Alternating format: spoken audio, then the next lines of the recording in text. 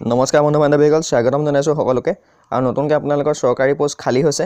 পোষ্টবিলাক হৈছে আপোনালোকৰ 225টা পোষ্ট হয়। তো নেহেৰু যুৱ কেন্দ্ৰ সংগঠনৰ পৰা আহিছে পোষ্টবিলাক। ল'ৰা ছোৱালী সকলোৱে এপ্লাই কৰিব পাৰিব যদি কোৱালিফিকেশ্যনটো মিলে। তো কেনেকুৱা ধৰণৰ কোৱালিফিকেশ্যন বিচাৰিছে, আপোনালোকে কেনেদৰে আবেদন জনাব, সকলোখিনি মই আপোনালোকৰ ভিডিঅ'টোৰ জৰিয়তে জনাই দিম। তো আপোনালোকে ভিডিঅ'টো চাই থাকিব। তো এডভাৰটাইজমেণ্টটো আহিছে আপোনালোকৰ NYKS ৰিক্ৰুইটমেণ্ট 2019। তাত আছে আপোনালোকৰ ডিষ্ট্ৰিক্ট ইয়থ কোঅৰ্ডিনেটৰ আছে, একাউণ্টছ ক্লাৰ্ক আছে, কাম টাইপিষ্ট, MTS এনেকুৱা ধৰণৰ সৰ্বমুঠ পোষ্ট আছে 225টা আছে।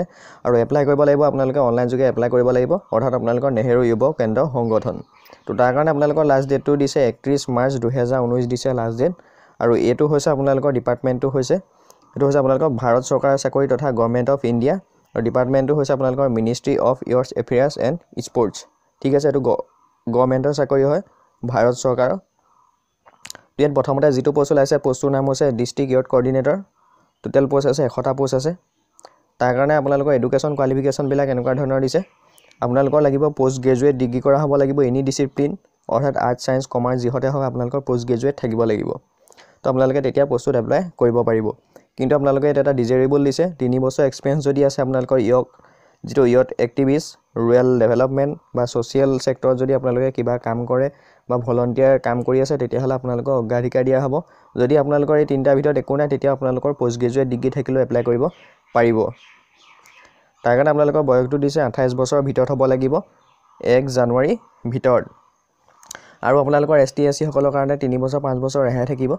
চালাৰী দিছে 56,100 টকাৰ পৰা 1,77,500 টকা। তাৰপিছতে আহিলে একাউণ্টছ ক্লাৰ্ক কাম টাইপিষ্ট। টোটেল পোষ্ট আছে 73। তাৰ কাৰণে কোৱালিফিকেশ্যন লাগিব আপোনালোকৰ BCom পাছ কৰিব লাগিব, অৰ্থাৎ আপোনালোকে গ্ৰেজুৱেট কৰা হ'ব লাগিব কমাৰ্চত। লগতে আপোনালোকে গ্ৰেজুৱেট কৰাৰ লগতে আপোনালোকৰ 2 বছৰৰ এখন এক্সপিৰিয়েঞ্চ চাৰ্টিফিকেট লাগিব। আৰু সেই চাৰ্টিফিকেটখন আপোনালোকৰ একাউণ্ট ৱৰ্কছ থাকিব লাগিব। তো যদি আপোনালোকে ক'ৰবাত একাউণ্টৰ কাম কৰিছে, এক্সপিৰিয়েঞ্চ আছে তেতিয়াহ'লে পাৰিব। 3 নম্বৰতে আপোনালোকৰ লাগিব কম্পালচৰি প্ৰতি মিনিটত আপোনালোকে 30টা ৱৰ্ড টাইপ কৰিব লাগিব ইংলিছত, আৰু হিন্দীত পাৰিব লাগিব 25টা। আৰু আপোনালোকৰ এখন কম্পিউটাৰ চাৰ্টিফিকেট লাগিব। ডিজাৰেবল দিছে, এক্সপিৰিয়েঞ্চ দিছে বিভিন্ন ধৰণৰ, আপোনালোকৰ এইখিনি নাথাকিলেও হ'ব। তাৰ কাৰণে বয়সটো দিছে 28 বছৰৰ ভিতৰত হ'ব লাগিব। ST SC OBC MOBC কাৰণে ৰেহাই থাকিব। চালাৰী 25,500 টকাৰ পৰা 81,100 টকা দিছে। 3 নম্বৰ পোষ্টটো হৈছে মাল্টিটাস্কিং ষ্টাফ MTS বুলি কয়। টোটেল পোষ্ট 52টা আছে। তাৰ কাৰণে আপোনালোকৰ যোগ্যতা মাত্ৰ মেট্ৰিক পাছ কৰিলেই হ'ব। যদি আপোনালোকে ওপৰতো পাছ কৰিছে, হায়াৰ ছেকেণ্ডেৰী পাছ কৰিছে তেতিয়াও এপ্লাই কৰিব পাৰিব। তো মিনিমাম আপোনালোকে মেট্ৰিক পাছ কৰিলে এপ্লাই কৰিব পাৰিব। কিন্তু আপোনালোকৰ ইয়াত যদিহে আপোনালোকৰ এই 2টা বস্তু আছে, ধৰি লওক NSV, RSY, NYC এইবিলাক চাৰ্টিফিকেট যদি আছে এবছৰৰ কৰা, আৰু যদি আপোনালোকে ক'ৰবাত বেছিক ট্ৰেইনিং ৰৈছিলে হোমগাৰ্ডৰ, তেতিয়াহ'লে আপোনালোকক অগ্ৰাধিকাৰ দিয়া হ'ব। তো নাথাকিলেও আপোনালোকৰ যদি মেট্ৰিক পাছ আছে বা হায়াৰ ছেকেণ্ডেৰী পাছ কৰিছে, তো তেতিয়াও আপোনালোকে পোষ্টবিলাকত এপ্লাই কৰিব পাৰিব। টোটেল পোষ্ট আছে 52 মাল্টিটাস্কিং ষ্টাফৰ। তো তাৰ কাৰণে 28ৰ পৰা 25 বছৰ ভিতৰত হ'ব লাগিব। লগতে আপোনালোকে ৰিলেক্সেশ্যন পাব। দৰমহা দিছে 18,000 টকাৰ পৰা 56,900 টকা। তো এপ্লিকেশ্যন ফিজবিলাক কাৰণে আপোনালোকে অনলাইন যোগেদি এপ্লাই কৰিব লাগিব, যিহেতু আপোনালোকে ক্ৰেডিট কাৰ্ড, ইণ্টাৰনেট বেংকিং এইবিলাকৰ যোগেদি পে'মেণ্ট দিব লাগিব। পে'মেণ্টটো আপোনালোকৰ এনেকুৱা ধৰণৰ, যোনখিনি আনৰিজাৰ্ভৰ আৰু লগতে EWS আৰু OBCৰ ল'ৰা হয় তেওঁলোকে দিব লাগিব 700 টকা। আৰু যোনখিনি আনৰিজাৰ্ভৰ EWS OBCৰ ছোৱালী হয় তেওঁলোকে দিব লাগিব 350 টকা। ঠিক আছে, ল'ৰা আৰু ছোৱালী বেলেগ বেলেগ।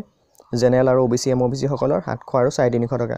তো যোনখিনি ST SC PWD প্ৰাৰ্থী আৰু ESM প্ৰাৰ্থী আছে, ল'ৰা হওক ছোৱালী হওক, তেওঁলোকে কোনো ধৰণৰ ফিজ দিব নালাগে। ঠিক আছে, তো ST SC সকলৰ কাৰণে সম্পূৰ্ণ বিনামূলীয়া হয়। আৰু যোনখিনি জেনেৰেল OBC MOBC ল'ৰা আছে 700 টকা, আৰু যোনখিনি জেনেৰেল OBC MOBC ছোৱালী আছে তেওঁলোকৰ 350 টকা। ক'বলৈ গ'লে ST SC সকলৰ কাৰণে কোনো ধৰণৰ ফিজ নাই। তো হাউ টু এপ্লাই কৰিবৰ কাৰণে আপোনালোকে http:// যিটো আপোনালোকৰ আছে nykS.nic.in সেই ৱেবছাইটত গৈ পিনি আপোনালোকে অনলাইন কৰিব পাৰিব। তো মই আপোনালোকৰ ভিডিঅ' ডিছক্ৰিপশ্যনৰ লিংকটো দি দিম, আপোনালোকে মোবাইলটো এপ্লাই কৰি ল'ব পাৰিব, নাইবা ইণ্টাৰনেট কেফত গৈ অনলাইন কৰিব পাৰিব। তো এতিয়ালৈকে আপোনালোকৰ ষ্টাৰ্ট হোৱা নাই। ষ্টাৰ্টো হ'ল অলৰেডি 16 মাৰ্চৰ পৰা এপ্লাই চলিছে, কিন্তু আপোনালোকৰ ৱেবছাইটটোত এতিয়ালৈকে এপ্লাই কৰিব পৰা হোৱা নাই। তো আপোনালোকে লিংকটো পিছত খুলি চাই থাকিব। এপ্লাই কৰিব মন গ'লে আপোনালোকে এপ্লাই কৰি ল'ব পাৰিব। এপ্লাই অলৰেডি মই আপোনালোকৰ 16 মাৰ্চৰ পৰা হৈ আছে আৰু 31 মাৰ্চলৈকে এপ্লাই কৰি থাকিব পাৰিব।